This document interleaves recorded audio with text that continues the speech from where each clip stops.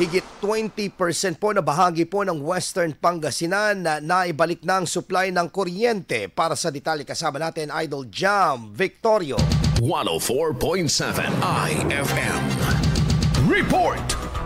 Wala pa sa kalahati ng kabuang coverage sa Western Pangasinan ang may kuryente matapos bayuhin ng Bagyong Emong. Ayon sa Pangasinan 1 Electric Cooperative, nasa 20.83% pa lamang ang naibalik ang supply ng kuryente sa pinakahuling datos noong July 30. Base sa listahan, pinakamaraming barangay sa Bolinao ang nailawan na nasa 12 mula sa 30 barangay. Dasol na 8 ang may kuryente mula sa 18 barangay. Infanta na may 7 mula sa 13 barangay. Anda na 5 mula sa 18 barangay. Burgos na may 4 mula sa 14 na barangay, habang tig-2 barangay naman sa Bani at Alaminos City ang naisaayos na ang linya ng kuryente. Nananatiling wala naman sa 17 barangay ng Agno at 16 na barangay ng Mabini ang may kuryente. Matatandaan na umabot sa signal number 4 ang itinaas sa Western Pangasinan kasagsagan ng pananalasan ng Bagyong Emong dahil sa lakas ng bugso ng hangin at ulan. Habang patuloy ang pagsaayos dito, binubuksan ng ilang establishmento at pampublikong opisina sa ilang bayan bilang charging station ng mga residente. Sa kasalukuyan, patuloy ang power restoration sa malaking bahagi ng distrito at sinisikap na maibalik na ang supply ng kuryente sa lalong madaling panahon. Nagpadala na rin ng ilang linemen ang ibang electric cooperative sa Ilocos Norte upang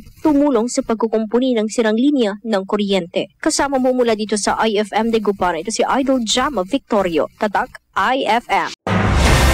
IFM News. IFM News. IFM News.